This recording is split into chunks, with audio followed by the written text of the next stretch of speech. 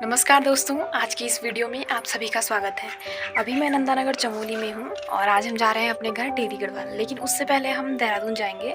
तो जो भी नंदप्रयाग से और देहरादून के बीच में जितने भी मुख्य जगह हैं उनके बारे में आज मैं आपको बताऊंगी। जैसे उत्तराखंड के जो पंच प्रयाग हैं उनमें से 4 प्रयागों के बारे में बताऊँगी और उनको दिखाऊँगी भी, और उनमें जितनी भी नदियाँ बहती हैं, जिन जिन नदियों का संगम होता है उनके बारे में भी आपको बताऊँगी।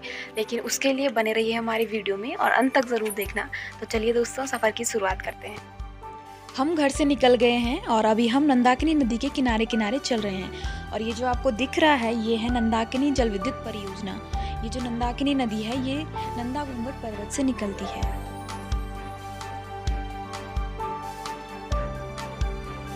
तो चलिए इसी नदी के साथ आगे बढ़ते हैं हम भी।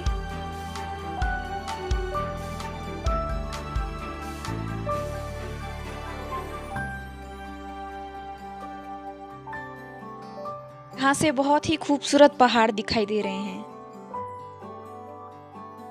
कुछ दूरी तय करने के बाद अब हम पहुंच गए हैं नंदप्रयाग।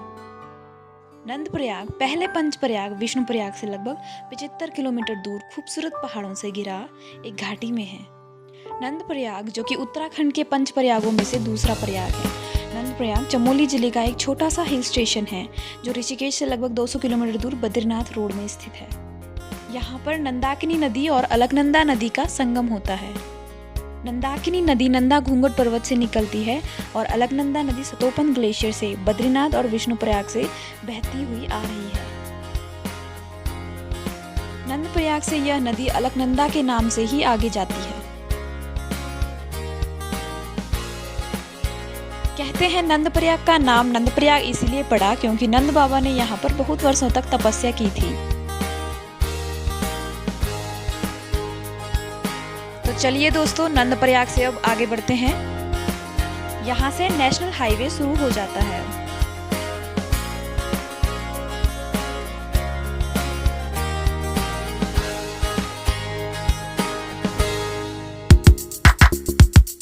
तो कुछ दूरी चलने के बाद देखिए नंदप्रयाग की सीमा यहाँ से खत्म हो जाती है।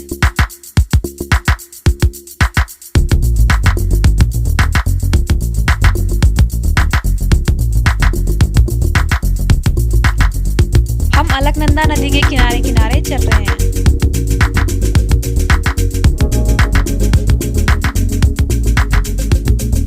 तो दोस्तों अब हम पहुंच गए हैं कर्णप्रयाग में। कर्णप्रयाग उत्तराखंड के पंच प्रयागों में से तीसरा प्रयाग है। ये कालेश्वर है और ये ऋषिकेश कर्णप्रयाग रेल मार्ग का आखिरी स्टेशन है।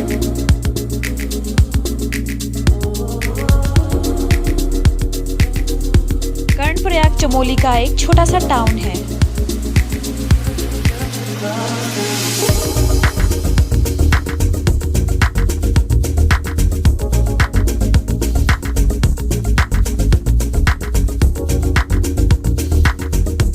कर्णप्रयाग में अलकनंदा नदी और पिंडर नदी का संगम होता है। अलकनंदा नदी बद्रीनाथ से आ रही है और पिंडर नदी कुमाऊं हिमालय में नंदा देवी शिखर के पास स्थित पिंडारी ग्लेशियर से निकलती है, जो नंदप्रयाग से आती हुई अलकनंदा नदी से मिलती है। कहते हैं महारथी कर्ण ने यहाँ पर तपस्या की थी, इसलिए यह कर्णप्रयाग के नाम से जाना जाता है।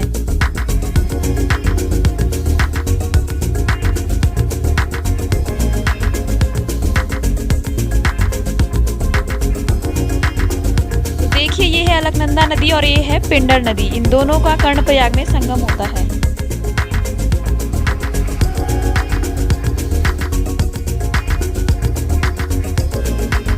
चलिए दोस्तों चलते हैं कर्णप्रयाग से आगे।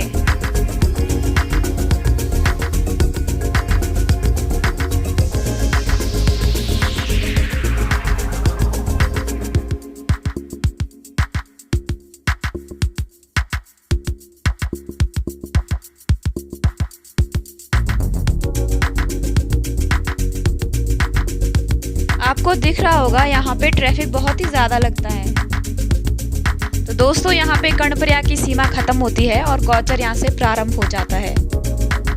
तो चलिए दोस्तों आगे की ओर और गौचर का सुंदर मार्केट देखिए।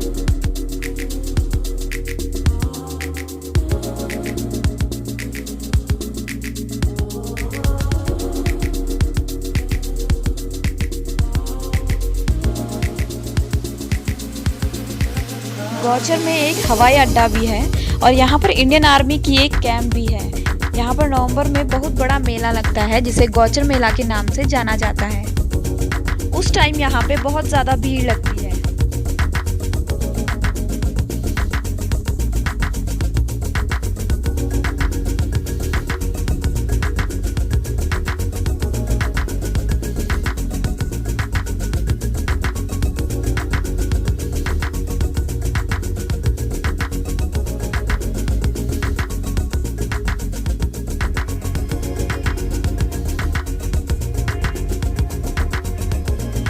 तो दोस्तों यहाँ पे गौचर की सीमा भी खत्म हो जाती है।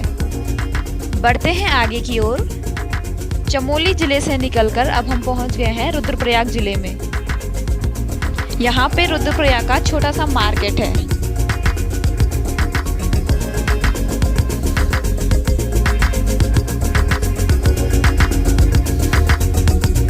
रुद्रप्रयाग उत्तराखंड के 5 प्रयागों में से चौथा प्रयाग है। रुद्रप्रयाग में अलकनंदा नदी और मंदाकिनी नदी का संगम होता है। रुद्रप्रयाग उत्तराखंड के फेमस जिलों में से एक है। 5 केदारों में से 3 केदार तुंगनाथ, केदारनाथ और मध्य महेश्वर भी रुद्रप्रयाग डिस्ट्रिक्ट में ही आते हैं और इसी रुद्रप्रयाग शहर के बीचों बीच स्थित है रुद्रप्रयाग संगम। यहाँ पर अलकनंदा नदी और मंदाकिनी नदी आपस में मिलती है। अलकनंदा में 3 नदियों का संगम होता है। पहली विष्णुप्रयाग में धौलीगंगा, दूसरी नंदप्रयाग में नंदाकिनी और तीसरी कर्णप्रयाग में पिंडर नदी। दूसरी तरफ केदारनाथ से बहने वाली मंदाकिनी नदी एक अकेली बड़ी नदी है जो रुद्रप्रयाग में आकर अलकनंदा से मिलती है। मंदाकिनी नदी को स्वर्ग की नदी भी कहा जाता है। तो देखिए दोस्तों, रुद्रप्रयाग जिले की सीमा भी यहाँ पे खत्म हो जाती है। तो चलिए बढ़ते हैं हम आगे की ओर।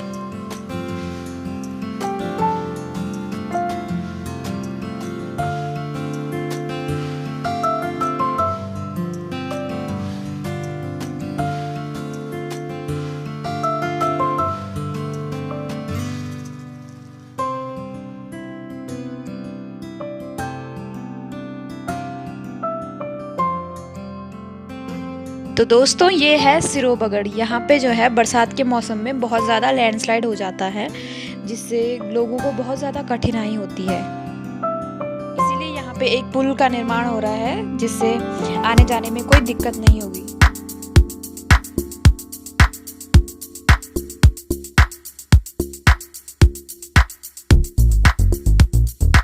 दोस्तों हम अभी भी अलकनंदा नदी के किनारे किनारे ही चल रहे हैं। कुछ दूरी तय करने के बाद देखिए अब हम पहुंच गए हैं धारी देवी मंदिर। यहाँ से आपको मंदिर के दर्शन कराते हैं। धारी देवी को 4 धाम की रक्षक भी कहा जाता है। कहा जाता है कि माता की मूर्ति दिन में 3 बार रूप बदलती है। सुबह कन्या की तरह दिखती है, दिन में युवती की तरह दिखती है और शाम को बूढ़ी महिला की तरह दिखती है। दोस्तों जब कभी हम धारी देवी स्पेशल घूमने आएंगे तो धारी देवी की एक अलग से वीडियो आपके लिए जरूर बनाएंगे। चलिए यहाँ से आगे चलते हैं। श्रीनगर से धारी देवी 14 किलोमीटर की दूरी पर है। तो देखिए दोस्तों अब हम पहुँच गए हैं श्रीनगर। श्रीनगर गढ़वाल उत्तराखंड पौड़ी गढ़वाल जिले का मुख्य नगर है जो कभी राजाओं की राजधानी हुआ करती थी। यह अलकनंदा नदी के किनारे बसा हुआ है। यहाँ पर बहुत सारी संस्थाएं जैसे हेमंती नंदन बहुगुणा यूनिवर्सिटी, चौरास, बिड़ला परिसर और NIT जैसे मुख्य संस्थाएं यहाँ पर स्थापित है।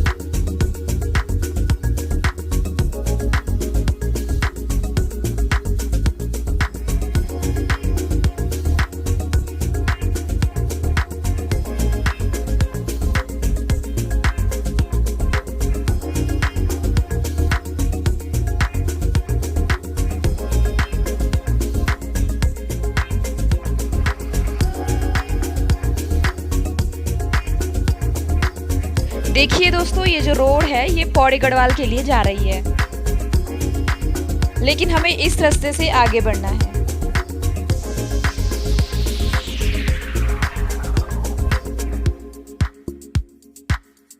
तो देखिए दोस्तों श्रीनगर पीछे छूट गया है और हम अलकनंदा के साथ आगे बढ़ गए हैं। यहाँ से टिहरी गढ़वाल अब शुरू हो जाता है।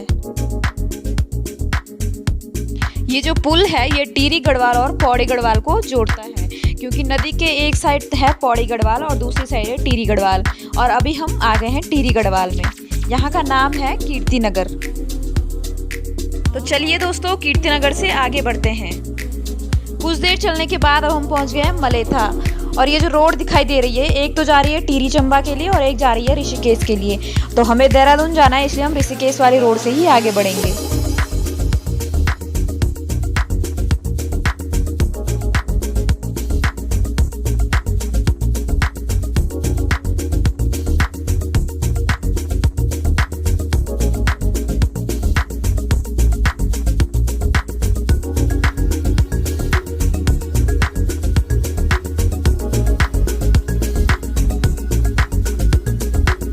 देवप्रयाग पहुंचने वाले हैं।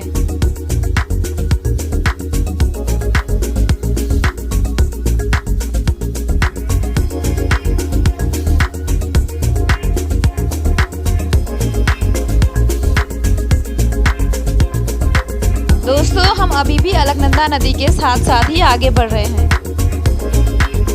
तो देखिए, अब हम पहुंच गए हैं देवप्रयाग में। उत्तराखंड के पंच प्रयागों में देवप्रयाग आखिरी प्रयाग और सबसे महत्वपूर्ण प्रयाग है। यही वो पवित्र स्थान है जहां पर मां गंगा अपने संपूर्ण स्वरूप को प्राप्त करती है। अलग अलग ग्लेशियर से निकलकर कई पवित्र नदियां जैसे अलकनंदा, धौलीगंगा, विष्णुगंगा, पिंडर नदी, नंदाकिनी, मंदाकिनी, भागीरथी आदि नदियां अपने अलग अलग अतीत और स्वरूप से निकलकर एक नाम और रूप में समा जाती है, जहां से वह गंगा नदी के नाम से जानी जाती है।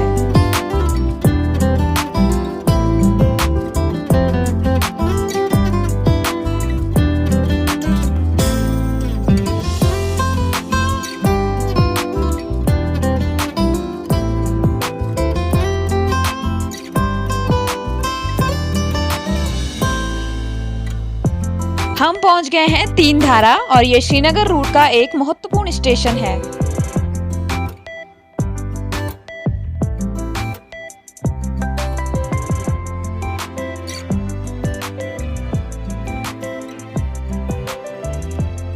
अब हम पहुंच गए हैं तोता घाटी। यहाँ का नाम तोता घाटी इसलिए पड़ा क्योंकि यहाँ पर तोताराम नाम के ठेकेदार ने सड़क का कार्य संपन्न करवाया था, जिससे उनको बहुत बड़ा नुकसान झेलना पड़ा और उनको अपनी सारी संपत्ति इस रोड में लगानी पड़ी।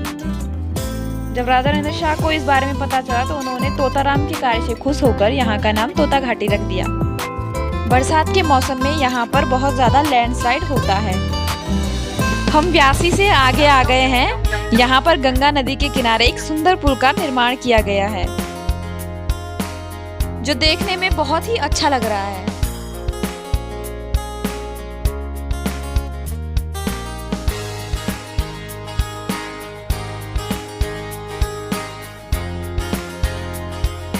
और देखिए, यहाँ पे लोग दूर दूर से रिवर राफ्टिंग करने के लिए आते हैं।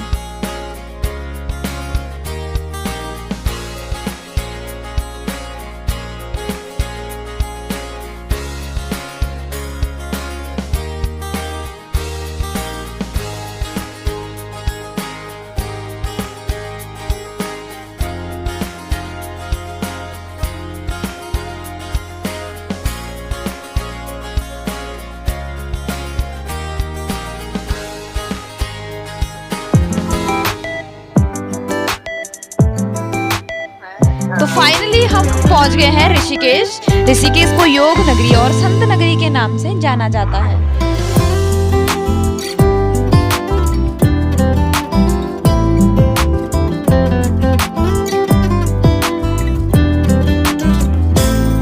तो देखिए, ये है नटराज चौक और यहाँ से हम देहरादून के लिए जाएंगे। ऋषिकेश से देहरादून 40 किलोमीटर की दूरी पर है। यहाँ बहुत ही ज्यादा घना जंगल है और यहाँ हाथी बहुत ज्यादा पाए जाते हैं।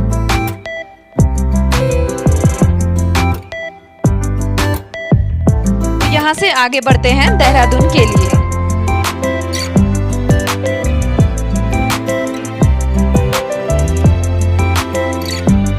अब हम पहुँच गए हैं देहरादून और ये है सोंग नदी पुल।